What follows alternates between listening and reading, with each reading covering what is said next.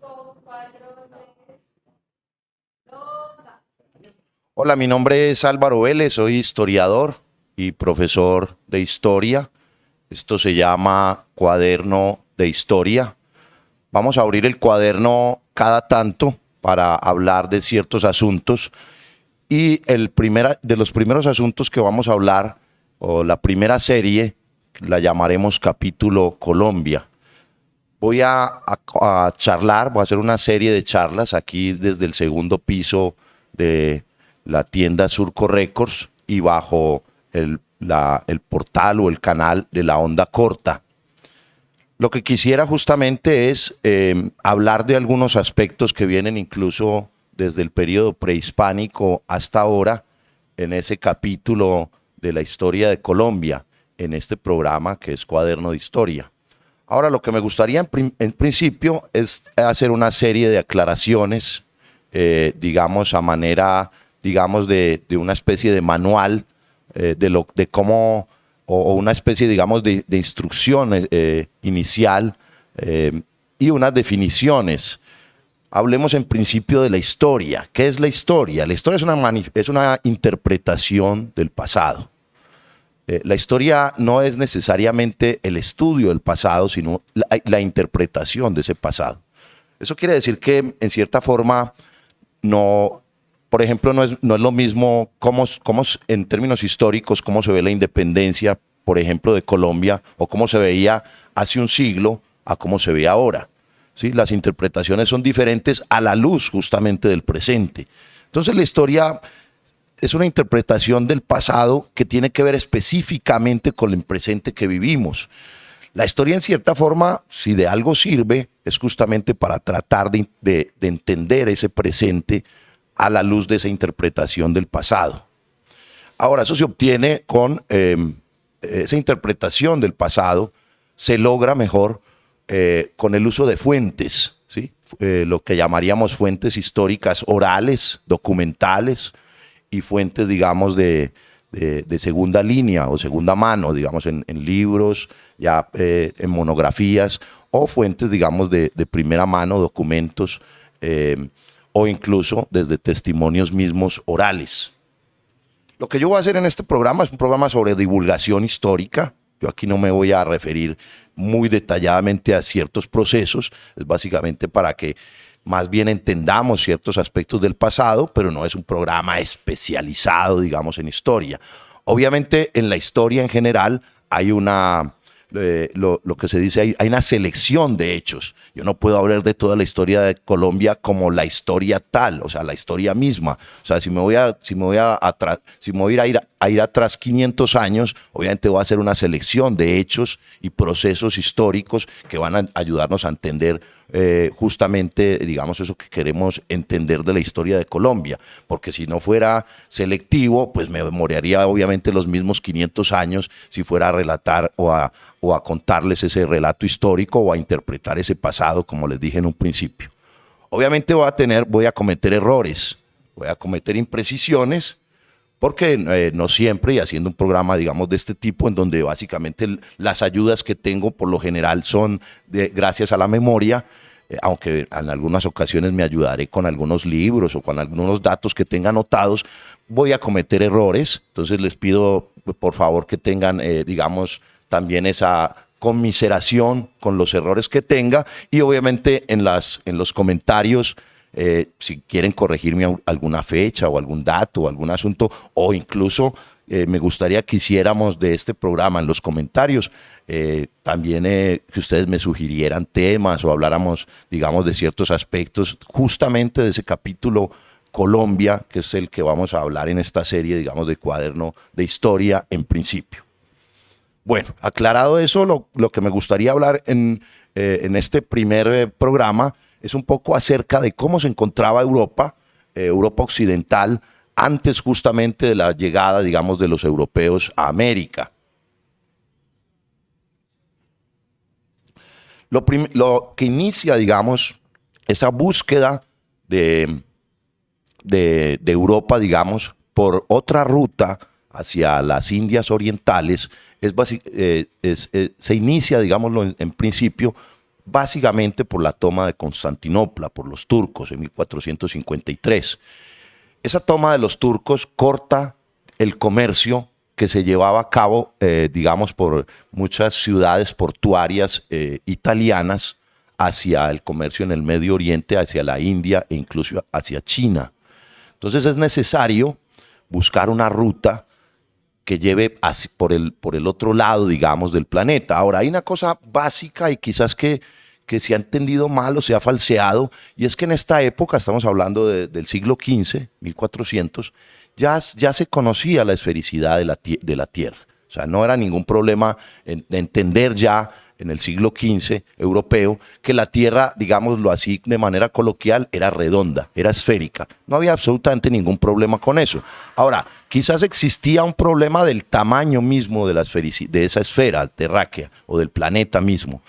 El problema básicamente es porque hay gente que dice que no se conocía esa esfericidad, pero radica en un error, y es que radica básicamente en una confusión mejor, y es que lo que no se conocía o no estaba muy claro era la posición del planeta esférico, del planeta Tierra, es en el sistema solar, ¿cierto? Existía todavía, aún en el siglo XV, existía ese problema, digamos, del geocentrismo contra el heliocentrismo, la visión ptolomeica, digamos, a principios de la edad, que perduró, digamos, durante mucho tiempo en la Edad Media, y que finalmente ya en la Baja Edad Media y en el Renacimiento es reemplazada por el heliocentrismo, digamos, basado en teorías sobre todo de Copérnico.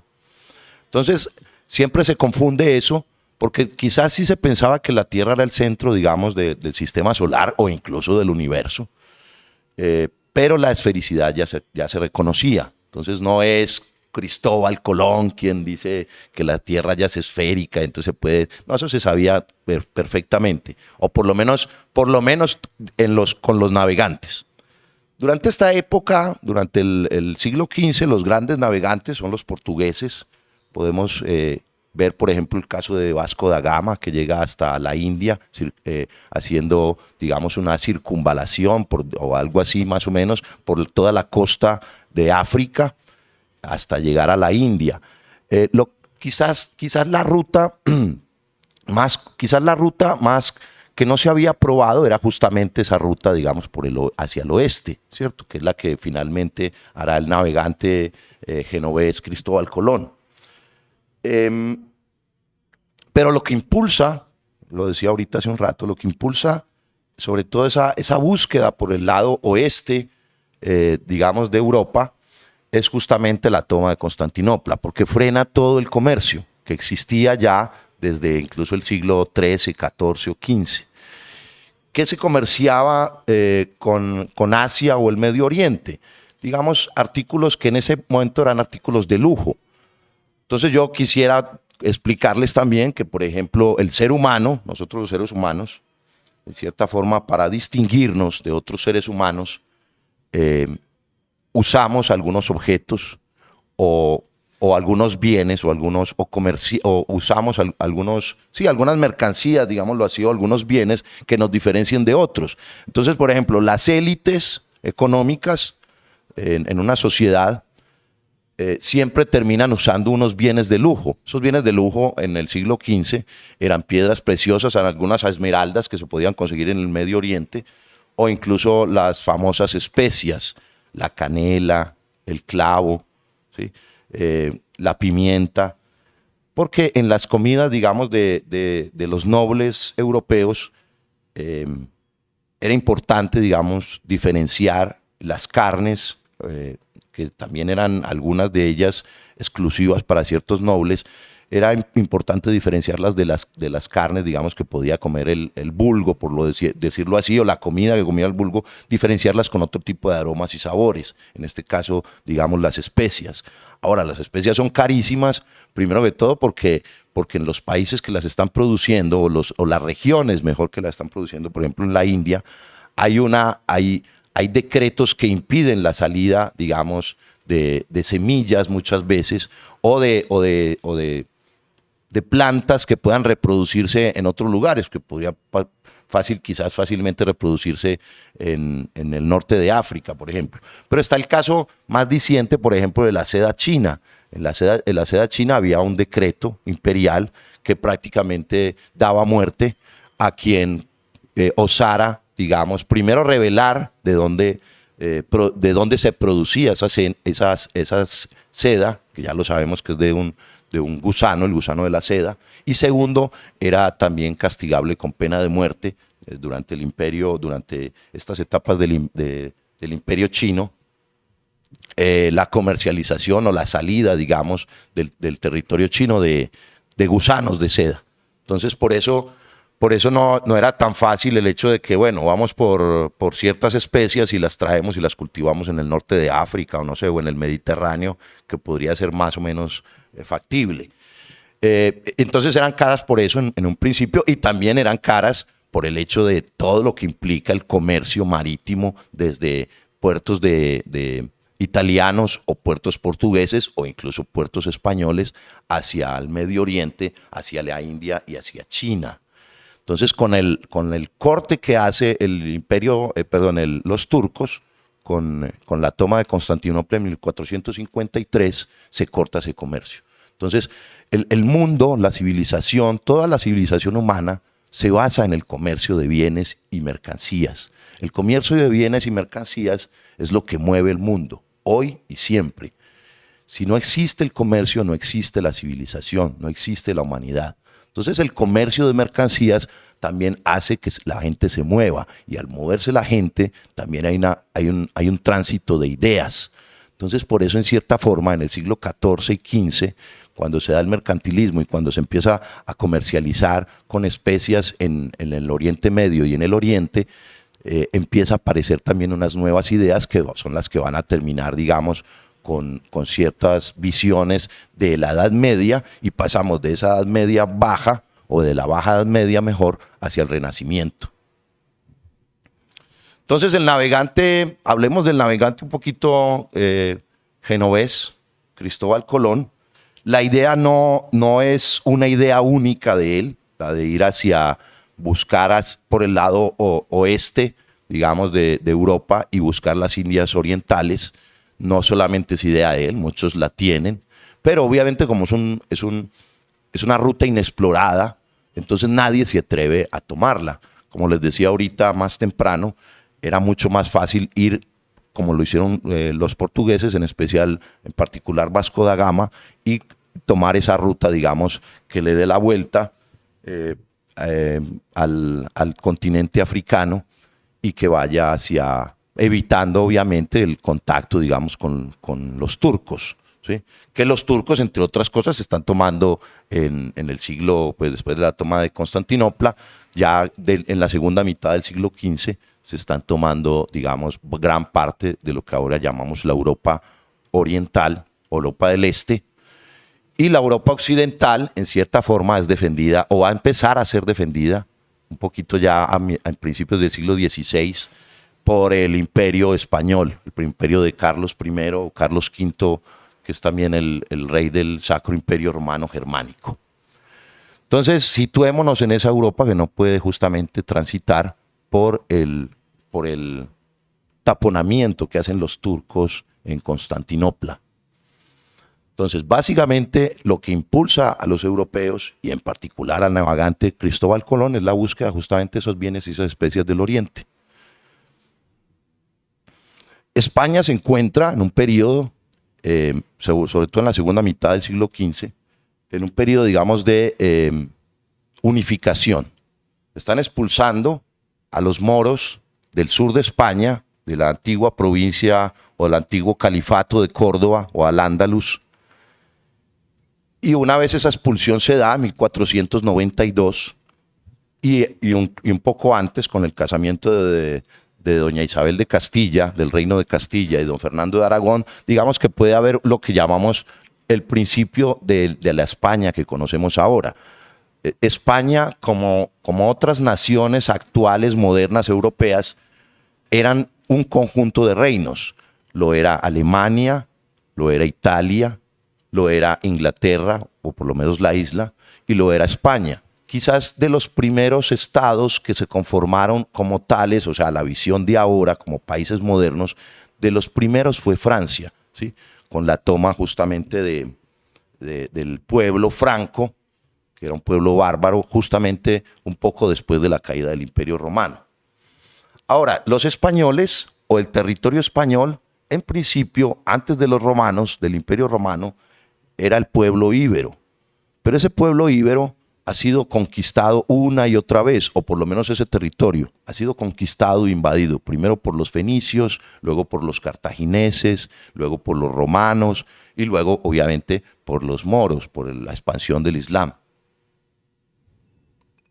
Entonces se puede decir que España, antes de la llegada de los españoles a América, España ya era un crisol.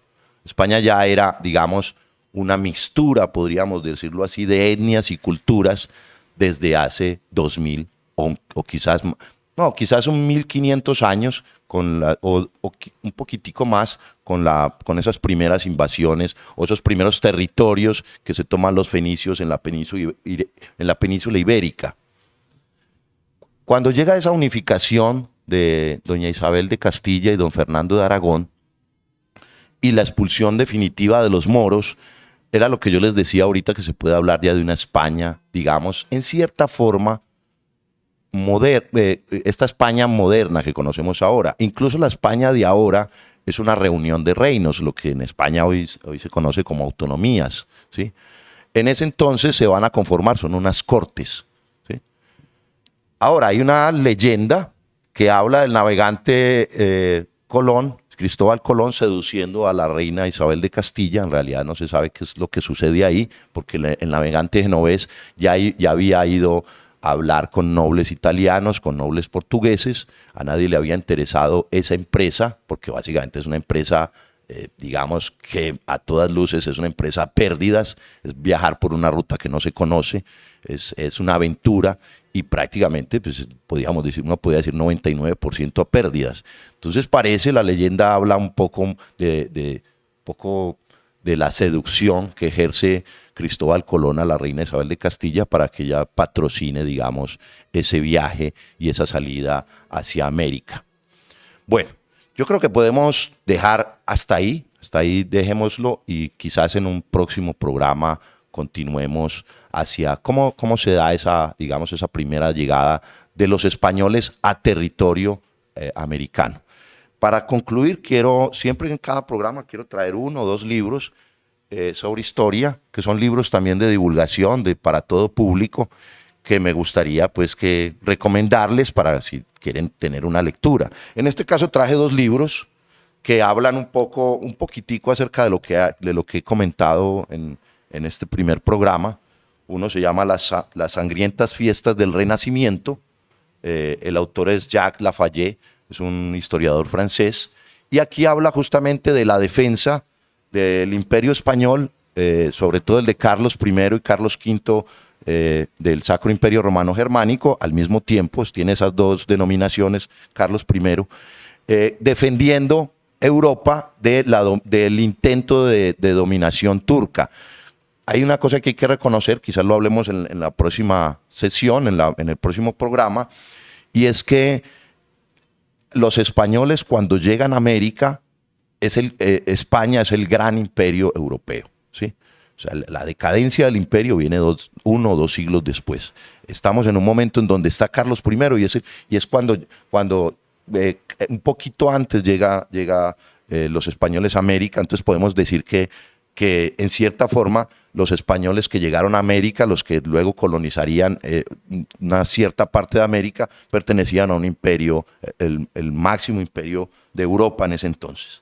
Y quisiera recomendar también este libro, La ciencia física en la Edad Media, del historiador norteamericano Edward Grant, que también habla un poco sobre cómo se transforma, digamos, esa visión primero de la ciencia en la Edad Antigua a la Edad Media, la cosmogonía que existía en la Edad Media, esa visión que les contaba ahorita en un principio, cómo va cambiando esa visión de Ptolomeica, del del heliocentrismo, perdón, del geocentrismo a la visión copernicana del heliocentrismo. También hay partes muy interesantes en este libro acerca de un tema que a mí me gusta mucho, que es la Escuela de Traductores de Toledo, y en cierta forma el inicio o la fundación, digamos, de lo que podríamos llamar España con el rey Alfonso X. Ambos libros son editados por el Fondo de Cultura Económica, los pueden encontrar prácticamente en cualquier librería del país o fuera del país. Son libros que los puedes leer maravillosamente en un fin de semana o una semanita, porque son libros, como les digo, de divulgación histórica, en donde no hay asuntos raros ni complicados para entender esos aspectos de los que les acabo de hablar. Entonces dejemos hasta ahí, cerremos el cuaderno de historia y nos vemos en una próxima oportunidad.